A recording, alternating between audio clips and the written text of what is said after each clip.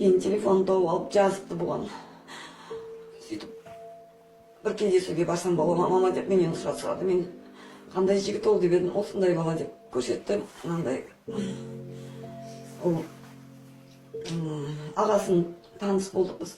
Ағамның тойында былайынша ешқандай танымайтын тұғым. Ол жаман бала емес сияқты еді ағасы. Сосын мен жарайды көре ғой дедім. Көре бер, жақсы жігіт табылса көрерсің деп. Онымен бір кездесу болды. Сосын жақсы бала екен деп келді маған. Ай, қалайша жақсы бала бола салдыңа бір көргеннен десем, жоқ, жақсы бала сияқты мама деді.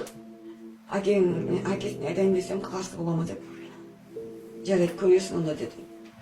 Ал енді мен балам соның кездескенін айтып балама, мен жасырмайсың тұрмыз бәрі ол қыздың жүріп тұрғанын ағалар бәрі білетін.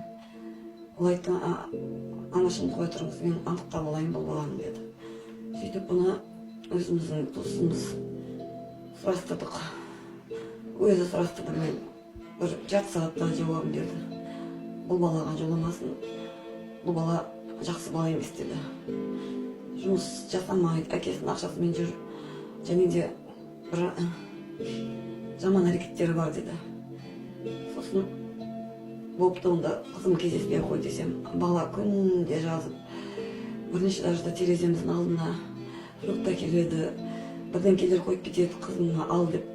Қызым жұмсақ жүрегі, жұмып қимайды, анашым мынандай беріп отыр екен. Ей, алма алатын болсаң ертең тағы да кездесу шақырады сені дедім. Сөйтіп енді жаман бала сияқты емес екен деді. Ол баланың алып қашатын туралы біз білмедік. Күзде Нұрайдың сабағы басталғанда сентябрьде кетті, октябрьде. Артынан бала барып, кездесуге гүл алып күтіп алыпты. Сөйтіп маған жазды, анашым маған сөз салайын деп жатыр. Осы жігіт деді. Қоя тұр, сөз салғаннан бұрын әкеңе айтып, бірінші білейік деді. Әкесі алдында ағасы білгенмен әкесі білмейді. Оның инстаграмы бар ма, жібер дедім. Инстаграмы жоқ, суреті жоқ. Инстаграмы бар да, бірақ суреті жоқ, публикация жоқ, подписка жоқ. Маған көрсетті осындай деп. Ол бала неге бұндай өз суретін салмаймын өзім, көрмейміз бе суретін дедім. Білмеймін, ондан бір болмайтын шығар, бұл странно ғой дедім. Сөйтіп едім. Суретке түсір жіберден. Суретке түсіріп бізге жіберді оны. Әкесіне жібердім, суретті осы бала сот салайын деп отыр екен қызына. Ол дереу суретті баласына жіберді. Бүкіл жаңағы екі баланы көріп сұрастырды таныстардан. Бұл бала жақсы бала емес деп естідік. Сосын оған жоламасын деп әкесі жаңағы айтты, кездеспесін, жоламасын деді. Хат жазама, алдына бармасын, көрмесін, көрінбесін деді. Сөйтіп хатпен жазып жіберіпті, менің анам әкем қарсы, сенімен кездесе алмаймын деп. Сөйтсе жай жігіт қоймай, есік алдын тұрып, тыңдамай 2-3 күн Алматыда квартирасын тосқан соң. Бір күні қоймай шығарып алған, жаңаға шақырып, ол кезде қызым ауызбен сөйлесейік деген, мен шықпа деген оған. Жарайды анашым деп маған иландырған соң мен ойланбадым. Сонымен ол бала сағат 8 шамасында аяғында спортивкасы бар, тапчикасы бар. Үй тапчикасы менен подъездге шығып, ауызбен айтып түсіндір деген соң, ауызбен айтып түсіндірем деп шыққан екен. Сөйтіп, жоқ, машинаға жүріп отырайық деп, қоймай машинаға алып отырғызып, ары қарай Алматыдан Шымкентке алып қашып келген. Бізге үйге хабаршы келгенде біз естідік. Үйге хабаршы келіп тұрғанда жолдасым жаңағы хабаршыларды қуып шықты үйден. Олар шықпаған соң біз полицияға шақырдық. 2 ұлым барып, қызды алып келуге кетті. Ол жерден полиция шығарып, балаларды кіргізбей. 2 ұлым полиция шақырған соң барып, полиция менен қызды алып келдік үйге. Жоқ, үйге алып барған жоқпыз. Сол жердегі біз аудан ұрғыдысына барып, сол жерге арыз жазуымыз керек болды. Себебі жолдасым айтты, сенің қызымды осылай алып қашып басынған үшін оны ең онда сотқа беріп, бұны сотталмаса да тіркеуге алынсын деді. Сол жерден біз заявление жаздық. Заявлениені қабылдаған тергеуші есімде жоқ. Ол жерде қыз шындықты айтып, өзінің құқымен келмегені туралы айтып берді. Сөйтіп мен кірген кезде алып кетейін деп қызды.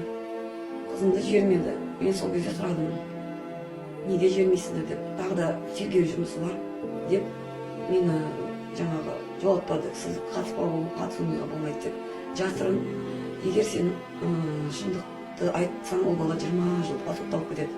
Егер сен қазір камераға қызым жаңағы 20 жылға сотталмасын десең, ол баланы шынайы сұхбаттың орнына бұл өзің қалап келдің, бірақ әке шешем бергісі келмей алып кетті мені деп айтуың керексің деді. Сөйтіп видеокамераға оны түсіріп алған. Сосын ол қызым солай деп айтып,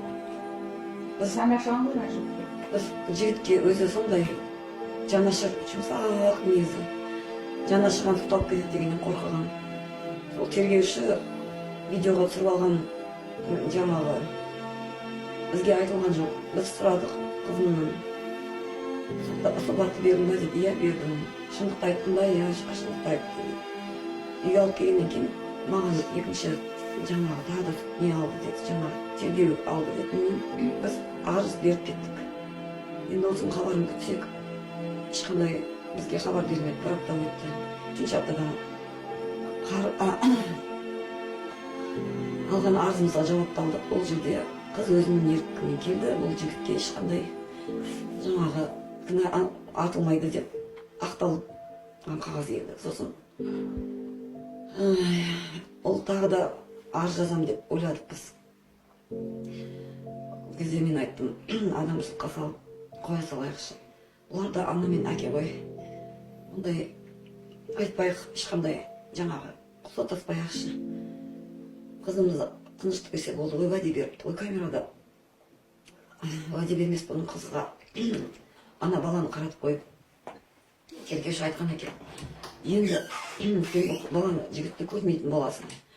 Ол бала уәде береді саған, сен айналып өтетін болады, саған жоламайды деп. Сол кезде қызым жарайды деп айтқан екен ана жігіт. Енді осы қызға жоламаймын, аңына жоламаймын.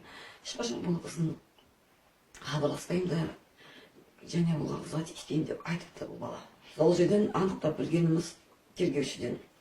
Ол бала өзі подростковый жаңағы жасөспірім кезінде бірнеше рет тіркелген екен, әртүрлі жағдайлармен. Сосын соңғы жағдайы 23 жылы, 2 жыл бұрын машина угон жасаған екен.